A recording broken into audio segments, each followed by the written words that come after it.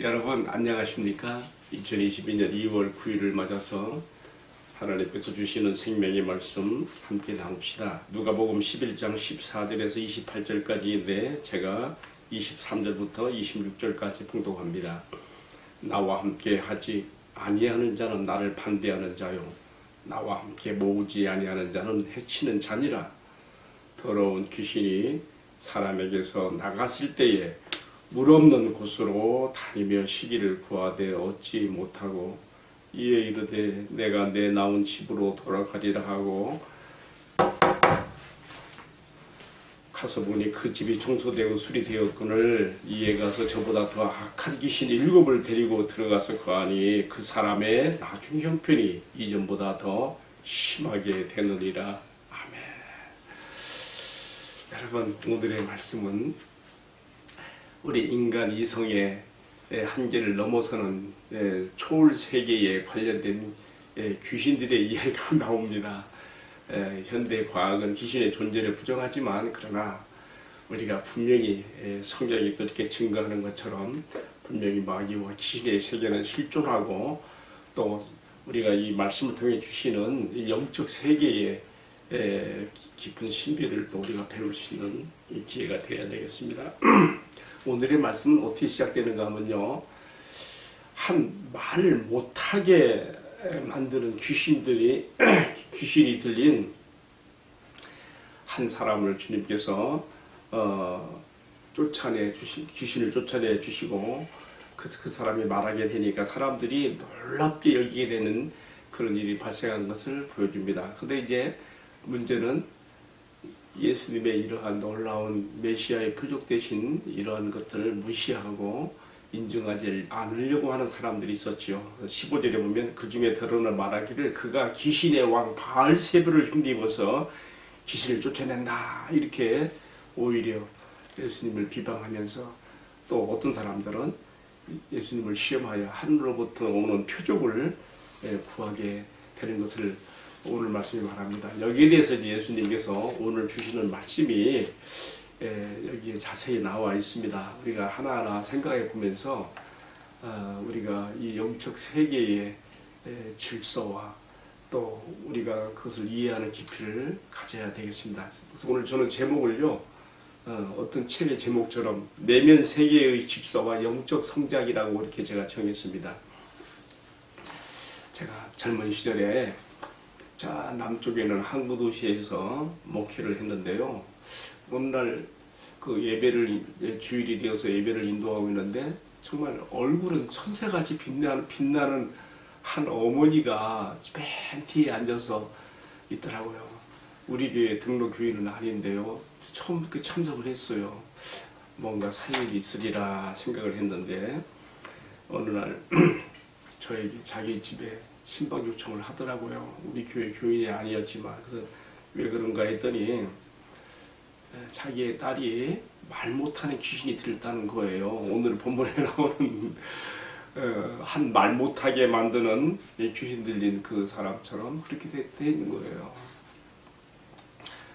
그래서 어떻게 이렇게 되었는가라고 내가 물어봤어요. 그랬더니 그 집은요, 자기네 큰 집, 그 어머니의 시숙이 그 교회 목사라고 하더라고요. 근데 그 집안의 어떤 그 위력 때문에 부득이 그 교회를 나가고 있었어요. 나오고 싶었는데도 못 나오고. 그런데 왜 이렇게 이 정말 청순하고 이쁘게 보이는 이 딸이, 그 나이가 내가 보기 20대 중반이나 후반 됐을 거예요. 참 계란형 갸름한 얼굴이 하얗고 긴 머리를 한 이 청순한 이 처녀가 귀신이 말 못하게 하는 귀신이 들려서 수년째 그렇게 지내고 있으니 어머니 복장이 맺히는 거지, 터지는 거죠. 그래서 제가 신방 요청을 받아서 가서 물어봤어요. 왜 이렇게 되었느냐 하니까 그 나가는 교회에 이 딸이 청년부 활동을 하고 이제 나오는 길에 남자 청년 몇 명하고 이렇게 길을 가면서 이야기를 했는가 봐요. 근데 마침 큰아버지 목사님을 길에서 마주친 거예요. 근데 큰아버지가 이제 자기 조카 딸이죠. 그냥 야 이년아, 이 귀신 연애질이나 하고 다니냐고 이렇게 막 거기서 책망을 하지 못할 말을 한 거죠. 그때 이 청순한 이 자매가 충격을 받은 거예요. 소크를 먹고 충격을 받아 그때부터 그냥 딱 입이 닫혔다는 것이죠. 아마 그 큰아버지에 대한 큰아버지 목사님에 대한 그 미움과 원망 이런 것들이 막확 들어오면서 마이가 틈타서 그렇게 만든 것이 아닐까. 저 나름대로는 그렇게 생각을 해봤어요. 근데 제가 신방 요청을 받아가지고 그 집에 들어가서 그 어머니와 함께 딸을 위해서 간절히 기도했어요. 찬송 부르며 기도하며 간절히 정말 주님께 간구한 중에 이 어머니가 하늘 문이 열려서 정말 하늘의 큰 위로를 경험하는 그런 그 시간을 갖게 되더라고요. 신비 체험이죠. 근데 딸은 여전히 말 못하는 상태에서 벗어난 것은 아니에요. 그런 일이 있었고 제가 이제 몇 번 더 그 가정을 이렇게 신방하게 하고 그렇게 기도 시간을 가졌으면 좋을 뻔했는데 이 가정에서 어떻게 소문을 들었는지 그 도시에 정말 그 귀신을 잘 쫓는다는 어떤 교회와 목사님이 오셔가지고 그 뒤로 이제 이사를 가서 제가 그 다음에는 만나지 못했습니다. 그런데 제가 오늘 아침에 이런 말씀부터 이렇게 좀 에피소드 감정으로 시작하게 되는 것은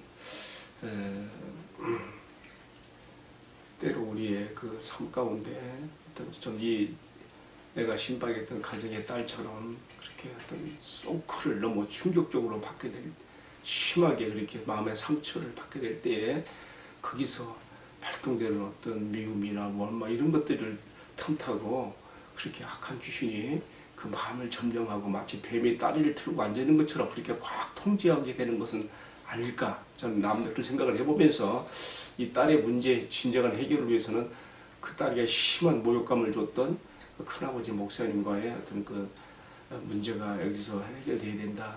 용서의 문제가 해결돼야 된다. 그런 생각을 내 마음대로는 해보게 되는 것입니다. 자, 인간 세계 영역을 초월하는 귀신의 세계를 다루고 있는 오늘의 말씀에서 어떤 사람들이 제가 소개해 드린 말씀처럼 예수님이 한 말 못하는 귀신 들린 사람을 고쳐주시고 귀신을 추모한 것에 대해서 막 비방한 것이죠. 저가 바알세볼의 왕, 귀신의 왕 바알세볼을 힘입어 저런 일을 하고 있다. 자, 여기에 대해서 예수님께서 그들의 말이 얼마나 잘못된 것인지를 5가지를 들어서 말씀했어요. 오늘 제 말씀의 요지는 이 5가지를 간단하게 풀어서 설명하는 데 있습니다. 첫 번째는요, 예수님 지금 그렇게 자기를 오해하고 잘못 말하고 있는 사람들에게 하시는 말씀이에요. 이것은 내가 사람들의 눈을 속이기 위해서 높은 등급의 귀신으로 작은 등급의 귀신을 마치 쫓아내게 만드는 것 같은 그런 귀신 장난질이 아니라는 것을 위해서 분명히 여기서 말씀하고 있습니다. 두 번째로는요, 만일 내가 귀신의 왕 바알세볼을 힘입어 이렇게 귀신 들인 자를 고치고 귀신을 추방한다면은, 그렇다면 너희의 아들들은 누구를 힘입어 귀신을 쫓아내느냐? 그러므로 그들이 너희의 재판관이 되리라. 이 말씀은 오늘의 말씀 11장 19절에 나올 말씀이에요. 여기서 우리가 조금 난해한 구절을 만나게 되는데요. 너희의 아들들은 누구를 힘입어 귀신을 쫓아내느냐? 이 말씀은요, 당시에 우리가 이 복음서에 나와 있는 또 다른 구절에서 이해할 수 있어요. 당시 예수님의 이름으로 귀신들도 떨며 두려움이 쫓겨나간다는 것을 많은 사람들이 알게 되었어요. 그러니까 너희의 아들 그랬는데 바리새인들이 보통 제자들을 아들이라고 불렀어요. 그들 중에도 예수님의 이름에 존귀와 명예와 권세를 알고 그 이름을 활용해서 귀신을 쫓아낸 일이 있었지요. 예를 들면 마가복음 9장 38절에 보면은 예수의 이름을 힘입어 쫓아냅니다. 또 누가복음에서도 우리가 앞선 말씀에서 봤지요. 요한이 어떤 자가 주의 이름을 사용하여 귀신을 쫓아내는데 우리가 금하리까? 예수님이 금하지 말라. 나를 사용하고 나의 이름을 사용하고 나를 위하는 자는 나를 함께하는 자라고 이렇게 예수님이 말씀하셨지요. 이런 것들을 보면은 그 당시에 제자들 아니고서도 일반인들 가운데서도 예수님의 이름의 존귀와 권세를 알고 그 이름을 사용하여 귀신을 쫓아내는 사람들이 있었다. 예수님 그 얘기 하시는 거예요. 너희의 아들들은, 너희의 제자들은 그러면 그렇게 하는 것은 어떻게 너희가 설명하겠느냐 이렇게 말씀하시면서 그러므로 그들이 너희의 재판관이 되리, 너희들의 옳고 그름을 판결하는 자들이 되리라 이렇게 지금 말씀하시는 것이죠. 자, 세 번째 또 주님은 또 이렇게 말씀하셨어요. 내가 하나님의 손을 힘입어서 귀신을 쫓아내는 것이라면 이미 하나님의 나라가 이미 너희 가운데 임한 것이라 이렇게 말씀했습니다. 이 말씀에서 뭐가 연상이 됩니까? 우리가 출애굽기에 보면은 모세와 애굽의 술사들 가운데 능력 대결이 벌어지지요. 그래서 하나님의 능력을 힘입어 모세가 애굽의 술사들의 모든 그런 그 술법을 다 물리치고 이기고 그들이 해낼 수 없는 그런 능력을 행하지 않습니까? 이로써 하나님의 통치가 그곳에 임하여 바로는 이스라엘 백성들을 놓아줄 수밖에 종살이에서 놓아줄 수밖에 없었던 것이죠. 이 말은 뭘 말하는 것입니까? 이미 예수님께서 이 땅에 오심으로 인해서 마귀와 귀신들의 통치 시대는 끝났고 이제는 하나님의 나라 통치가 되었다는 것을 이렇게 말씀하시는 것이죠. 예수님 오심으로써 이미 그 나라가 왕이 임하였어요. 왕이 하나님 나라 그 나라의 왕이 임하여 왔으니 이미 그 통치가 시작된 것이죠. 예수님의 공생이 시작하시고 맨 처음 바로 이것을 위해서 마귀와 주도권 싸움을 위해서 광야로 가셔서 성령에게 이끌리시어 광야로 가셔서 여기서 마귀를 물리치시고 이기시고 주도권을 잡으신 것이죠. 예수님이 가시는 곳마다 하나님의 나라 통치가 임한 표시로서 귀신들이 쫓겨나가는 일들이 막 생기는 거예요. 그런 관점에서 이 말씀을 이해할 수가 있습니다. 자, 또 더 중요한 말씀이죠. 네 번째는 뭐래요? 23절에 보면요 이렇게 썼어요. 나와 함께 하지 아니하는 자는 나를 반대하는 자요 나와 함께 모으지 않은 자는 해치는 자니라. 무슨 말씀입니까? 사탄과 예수님 사이에 중간 지대는 없다는 거예요. 회색 지대는 없다는 거예요. 양다리 걸칠 수 없다는 거예요. 주님은 여기서 분명히 말씀하고 있습니다. 예수님 편에 서지 않는 자는 곧 사탄의 편에 서 있는 것이라고 분명히 말씀하고 있음으로써 우리가 어디에 속할 것인가를 선택하라고 도전하시는 것입니다. 그래서 이제 이어지는 말씀 마지막 다섯 번째는 뭡니까? 굉장히 의미심장한 말씀을 주셨어요. 악령이 추방되기만 하고 마음은 여전히 무주공산처럼 주인 없이 비어있는 상태가 되면 더 악한 귀신이 일곱이 들어와서 그 사람을 다시 더 점령하게 되므로 더 이전보다 악한 상태가 된다고 이렇게 말씀하고 있는 경고도 주십니다. 이 경고에서 쓰여진 그 이야기는 이렇게 되고 있습니다. 어떤 사람에게서 더러운 귀신이 나갔는데 그 귀신이 물 없는 곳으로 다니면서 쉬기를 구하였지만은 쉴 곳이 없자 다시금 그가 나 같은 사람의 집에 다시 돌아와서 그 사람의 집이 소재되어 된 곳을 보고 더 악한 귀신 일곱을 데리고 들어가서 거함으로 그렇게 더 이전보다 악한 상태가 되었다 그 뜻이죠. 여러분 여기서 더러운 귀신이 사람에게서 나갔을 때 물 없는 곳으로 다녔다는 말은 뭐예요? 무슨 뜻이 있을까요? 참 난해한 구절이에요. 여러분 물 없는 곳은 어떤 곳이에요? 쉽게 생각해요. 광야예요. 광야 물 없는 곳 사막화된 광야 아닙니까? 예수님께서 성령에게 이끌리시어서 공생의 초기에 바로 귀신 마귀를 만나러 갔던 것이 어디예요? 바로 이 광야란 말이에요. 광야는 어떤 곳입니까? 귀신의 소리 같은 바람 소리만 들려오는 곳이며 여우나 늑대 같은 짐승들의 소리만 들려오는 곳이며 혹식물이 자란다고 하여도 가시덤불 같은 엉금지만 자라는 그런 곳이 아니겠습니까? 악하고 더러운 귀신들이 그들의 성질을 가리키는 효용사 악하고 더러운 그 말처럼 가시돋친 엉금키나 자라고 황폐하고 황량한 바로 그런 광야 같은 사람의 마음 다 상징성이 있다고 봐요. 황폐한 메마른 사람의 마음 물 없는 곳 그런 곳을 이 귀신들이 좋아하는 거 아니겠습니까?